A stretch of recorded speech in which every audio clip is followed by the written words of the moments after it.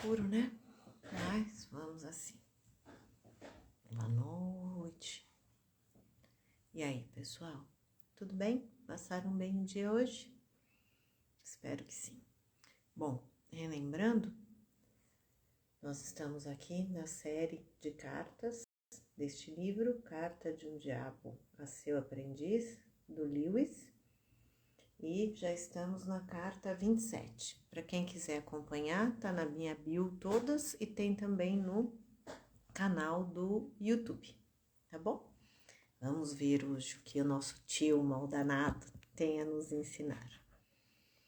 Meu querido Vermelindo, quando eu lhe disse para não encher as suas cartas com baboseiras sobre a guerra, o que eu quero dizer é que eu não quero receber suas rapisódias infantis sobre a morte de seres humanos e a destruição de cidades. Mas, no que a guerra realmente diga a respeito ao estado de espírito do seu paciente, é claro que desejo relatórios completos. E, nesse aspecto, você me parece especialmente obtuso. Você está me dizendo, alegremente, que há boas razões para esperar pesados ataques aéreos de surpresa na cidade em que seu paciente mora. Esse é um exemplo gritante de algo de que já reclamei com você antes. Sua aparente disposição para esquecer o objetivo principal da sua apreciação imediata do sofrimento humano. Será que você não sabe que bombas matam pessoas? Ou será que você não se dá conta de que a morte do seu paciente neste momento é precisamente o que queremos evitar? Porque ele está na graça, né? Em estado de graça. Ele escapou dos amigos mundanos com os quais você tentou enredá-lo. Se apaixonou por uma mulher muito cristã e está temporariamente imune aos nossos ataques à castidade. Então, viram o que vai libertá-lo do diabo por enquanto? Ele se livrou dos amigos mundanos, está realmente apaixonado por uma mulher cristã e está mantendo a castidade. E os vários métodos para corromper a vida espiritual dele que estivemos experimentando fracassaram. Lembrando, gente, castidade tem dois significados, né? Ou dois momentos, digamos assim. O anterior ao casamento religioso católico é realmente não praticar o ato sexual, a transa, né? Após casado, a castidade do matrimônio é manter relações sexuais, inclusive a igreja chama de débito conjugal, sem a proteção, sem evitar filhos, aberto à vida, tá bom? Que eu sei que essa é uma palavra que causa arrepios aí e muitas dúvidas. Nesse instante, com o auge da guerra se aproximando e as esperanças terrenas dele desvanecendo-se em sua mente, que está ocupada pelo trabalho dele na defesa civil e pela garota, ele está sendo forçado a atentar mais para os vizinhos do que jamais fizera até então, e parece gostar disso mais do que esperava. Ele está abstraído de sua absorção em si mesmo, como os humanos dizem, e como está crescendo diariamente na consciência de sua dependência espiritual do inimigo, ele estará quase com certeza perdido para nós se for morto hoje à noite. Então, o que é esse monte de abstraído, absorção? Ele parou de olhar só para ele e está olhando para a necessidade do próximo, né? Do próximo mais próximo, no caso, família, vizinhos, tá? Isso é algo tão óbvio que estou com vergonha de escrever sobre isso. Às vezes eu me pergunto se vocês, jovens demônios, não estão sendo mantidos empenhados na tarefa da tentação por tempo excessivo, a ponto de correrem o perigo de serem infectados pelos sentimentos e valores dos seres humanos entre os quais trabalham. É claro que eles tendem a considerar a morte como o grande mal e a sobrevivência como o maior bem. Mas isso é porque nós o ensinamos a fazer isso. Então, quer dizer, o demônio está tão aqui na Terra que pegou os medos do homem, né? Porque morrer não é o pior é ir para o inferno, né? Não se salvar e ir para a eternidade com nosso Senhor Jesus Cristo. Sei que parece estranho que o seu atual objetivo principal seja o mesmo pelo qual a amante do paciente e a mãe dele estão orando. Isso é sua segurança corpórea. Mas é assim mesmo, você deve vigiá-lo como a menina dos seus olhos. Até os termos. Se ele morrer agora, você irá perdê-lo. Se ele sobreviver à guerra, sempre haverá esperança. O inimigo o protegeu de você na primeira grande onda de tentações. Mas, se ao menos seu paciente puder ser mantido vivo, você terá como aliado o próprio tempo. Os longos, tediosos e monótonos anos da prosperidade ou da adversidade da meia-idade são ótimos climas de campanha. É por isso que a gente fala crise da meia-idade, né? Além das questões físicas, olha lá, ele tá falando pra gente. As questões aí das tentações mais fortes, né? A hora que a gente começa a pensar na existência, na morte. Veja, é tão difícil para essas criaturas perseverarem nessa idade. Interessante, hein? A rotina da adversidade, a decadência gradativa dos amores e das esperanças da juventude, o desespero silencioso de sempre superar as tentações crônicas com as quais volta e meia os derrotamos, o clima sombrio que criamos em suas vidas e o ressentimento inexprimível com o qual os ensinamos a reagir a isso, tudo isso proporciona oportunidades incríveis de desgastar suas almas pelo atrito. Se, por outro lado, a meia-idade se provar próspera, nossa posição será ainda mais forte. A prosperidade amarra uma pessoa ao mundo, à parte material, ao hedonismo geralmente, né? Ele sente que está achando seu lugar no mundo, quando na realidade é o mundo que está achando o seu lugar nele. Vou repetir. Ele sente que está achando o seu lugar no mundo, quando na realidade é o mundo que está achando o seu lugar nele.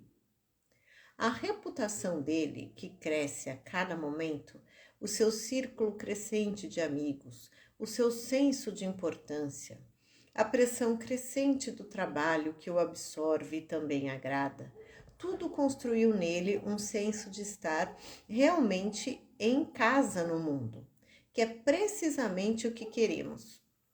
Você irá notar que os jovens em geral estão menos indispostos a morrer do que os de meia idade e os velhos.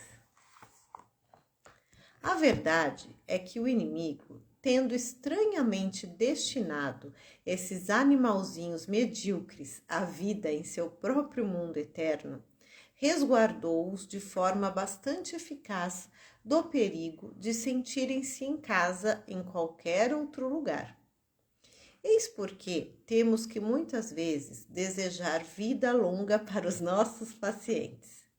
70 anos nunca é demais para a difícil tarefa de desvencilhar suas almas dos céus e fazer com que fiquem firmemente atados à terra, cada vez com mais medo de morrer, mais preso ao mundo, estando bom ou estando ruim a vida aqui, né? A saúde, a parte financeira, família, social.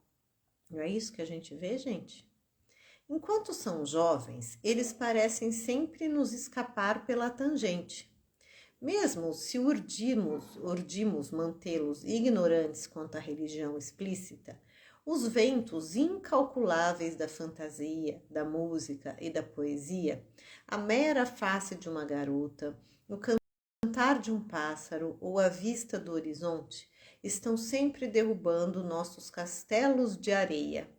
Então, gente, a educação tem que começar de criança, né? A autoeducação, quando não se foi bem educado, que infelizmente é a nossa realidade aqui no Brasil, tem que ser dos jovens, né? Estamos falando aí de 18 e jovens adultos, há 30, 40 anos hoje, né? Que não é mais tão meia-idade assim, não sei se estou falando em defesa própria ou pela expectativa de vida. Eles nunca irão aplicar-se constantemente ao avanço mundano, às conexões prudentes e à política de segurança em primeiro lugar. São mais ousados, né? Menos covardes, mais prontos e abertos para aprender e se autoconhecer. E se autoconhecendo, se chega ao cristianismo, né? O seu apetite pelos céus é tão inveterado que o nosso melhor método de atá-los à terra, nesse estágio, é fazê-los crer que a terra possa ser transformada em céu em algum momento do futuro pela política, pela genética, pela ciência, ele sempre põe ciência entre aspas, sabe esse Lewis, né? Pela psicologia ou qualquer coisa do tipo. O verdadeiro mundanismo é obra do tempo, assistido, é claro, pelo orgulho, pois nós ensinamos esses vermezinhos a descrever a morte vindoura como bom senso, maturidade ou experiência. A experiência no sentido peculiar que os ensinamos a ver é, aliás, uma palavra muito útil. Um grande filósofo humano que deixou escapar nosso segredo quando disse que onde a virtude estiver envolvida, a experiência é mãe da ilusão. Onde a virtude estiver envolvida, a experiência é a mãe da ilusão. Mas, graças a uma mudança na moda, e é claro que também em relação ao ponto de vista histórico que falamos ontem, né? Nós tornamos o seu livro amplamente inócuo. Não sei que filósofo é esse, agora até que eu gostaria de saber. Será Tomás de Aquino ou Aristóteles? Por que experiência mãe da ilusão? Vamos refletir, hein? Até eu. Uma virtude, ela é maior, né, que uma experiência. Lógico que a virtude ela vai ganhando corpo quando ela vira hábito, né? Mas porque eu tive uma experiência ruim, eu acho que aquilo é a morte, por exemplo, pode ser uma ilusão. Daí sim me faz mais sentido. E para vocês? O quanto tempo é valioso para nós pode ser percebido pelo fato de que o inimigo nos concede tão pouco dele.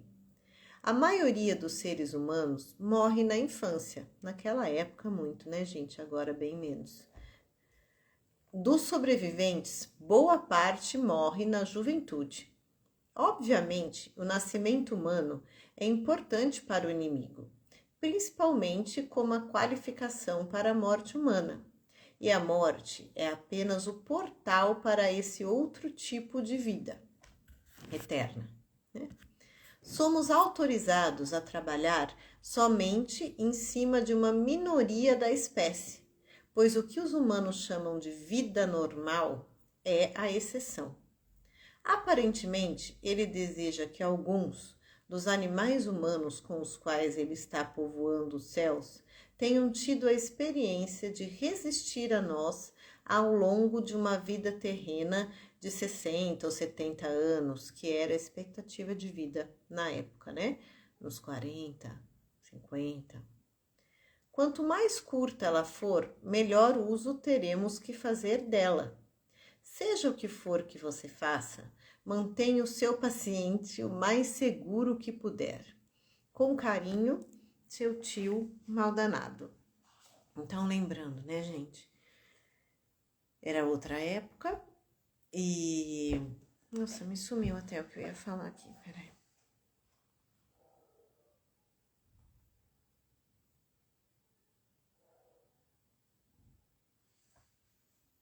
Bom, não sumiu, mas o fato é que agora a gente vive, né?